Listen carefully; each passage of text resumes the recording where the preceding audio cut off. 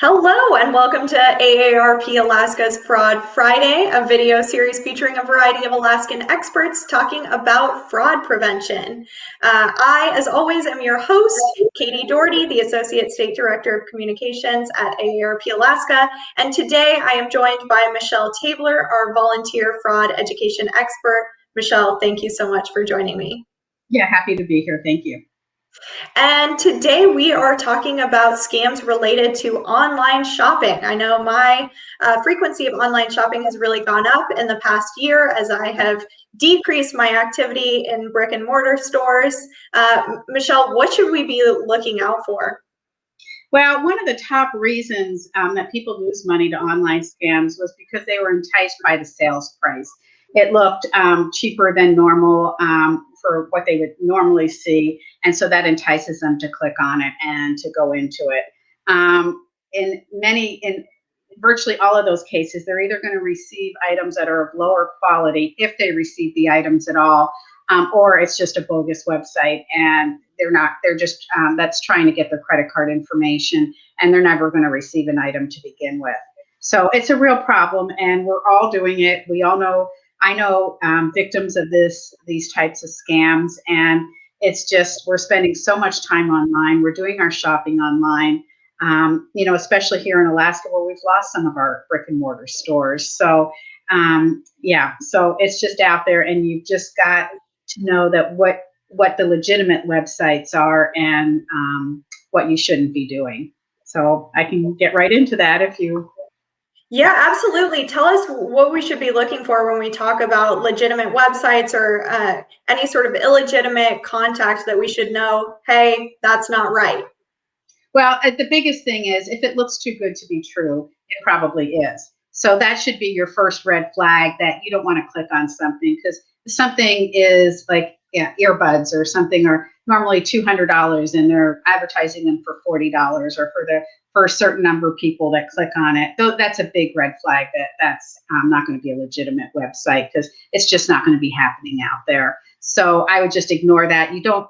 Basically, all these clicking on ads is called clickbaiting. They're trying to get you to go somewhere where you may not want to go, and they're trying to get information on you. So you've just got to be really careful. There's also these lookalike websites that you've got to be careful about also. They impersonate the major brands. They have fake URLs, which is the address that you're putting into the computer. They look like the real ones, and sometimes it might just be a letter or a period or something in there that's different from the real website. And if you don't take a really good look at it, you may not know that that's the case. And it's the same thing when you're clicking in social media on ads. They could take you to a fake website. So again, that's clickbaiting. You just don't want to do it. If there's an item that you're looking for, go to the known website that you know for whoever the retailer is, and go directly to their website and look. Don't ever click on anything in social media. And again, if you are looking at something, you're looking at the website, even if you're Googling the website, check the spelling of the business name in that URL, because they might put an extra I in or an extra T, something that that you may not notice right away. There might be a period in there. Just type in the known website before you do anything, and check that to make sure the URL is legitimate. This is also the way that scammers harvest credit card numbers and other personal identification information for ID theft, to sell that information on the dark web. So just be careful, because there's a big market in your credit card numbers, your bank account numbers, passwords, of course, social security numbers. Any identifying information has a value to criminals, and they can sell these over and over again, sell your information, and it's $1 billion industry, and I mean billion with a B. So so you've just got to be careful with that. Scammers may put malware-loaded links or attachments into the websites, into social media coupons. You're seeing something that you say, oh, there's a coupon for this. It's 20% off or 50% off. And there's always an immediacy. You've got to do this today, or this is ending tonight. And they want you to click on it. And even in emails, if you do end up ordering something and it's a bogus company, they might send you an email for confirmation, and you click on that, and that may again send you somewhere And at that point, they can actually put malware onto your computer. So be careful with that.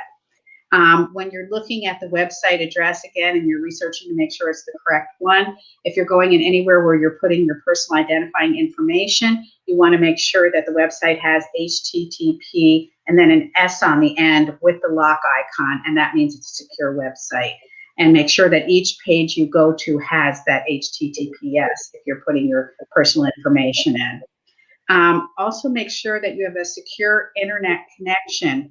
Is your internet password protected? And then never do that shopping on a computer that's on a public Wi-Fi, like you're at a hotel or you're at an airport or something, because it could be an unsecured Wi-Fi and they're getting your credit card information or getting your password information. So be really careful with that, not to online shop on any kind of public Wi-Fi. Again, at a coffee shop, at an airport, wherever you may be, you only want to do those on secure networks.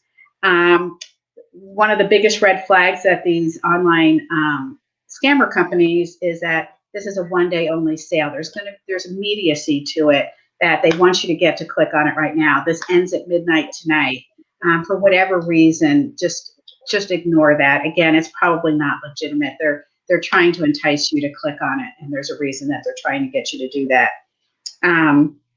If it's a company that you're not familiar with, make sure that they have robust contact information. There's a street address, there's a customer service phone number. Call it to make sure that it's legitimate, that there's someone that's actually answering. Put the name of the company plus reviews or plus scams right into your into Google or whatever other search engine you're using, and check with the reviews online. Put the name of the company in there and just see what comes up with that. It's easy for anyone to build a bogus website, so you want to make sure it's legitimate and there's robust information, not just a phone number to call. You want to make sure that this company really exists. Keep your antivirus software up to date, and make sure that you even have it on your device, because that's going to alert you if there are any problems or any viruses that are coming into your computer, either through email or any other way. And then when you're looking at these items for the online shopping, check pricing and compare prices before you actually order. Is this a really good deal? You've got it at your fingertips. Go to legitimate online retailers and see what they're also charging. Because again, the big red flag are these really low prices for something you may be looking for. And again, if they're watching what you're doing online and seeing what you're looking for, then those ads are going to keep coming up because they're just going to follow you, whether it's a dress you're looking for or whatever, or electronic or a computer or whatever it is. So just be careful with that. It's always best to use a credit card and not a debit card when you're ordering online. You've just got debit cards don't offer the same protections as a credit card. And of course, never wire money and never give them the authorization numbers on the back of the gift cards. Those are total red flags for any scams if they want any kind of cash or they want you to use gift cards.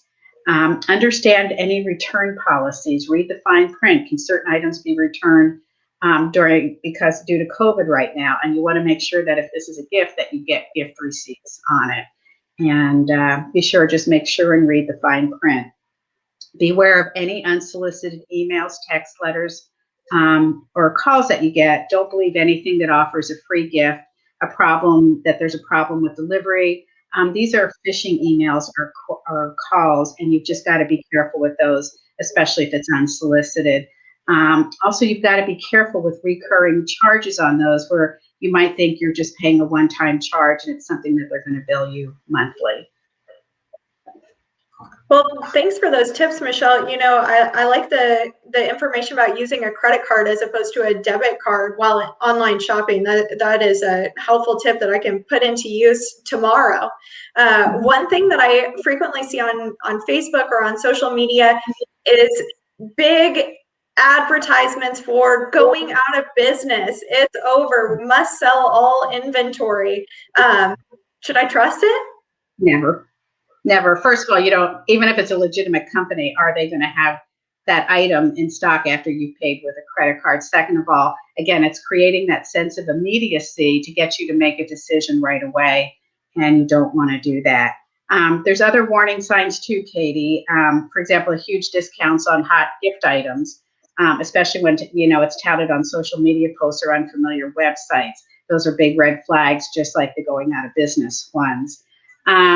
Also look for on the ads themselves that there's spelling errors or shoddy grammar on these shopping websites or in an email that might be telling you that this is coming from out of country with maybe non-English speakers, and that should be a big red flag as well.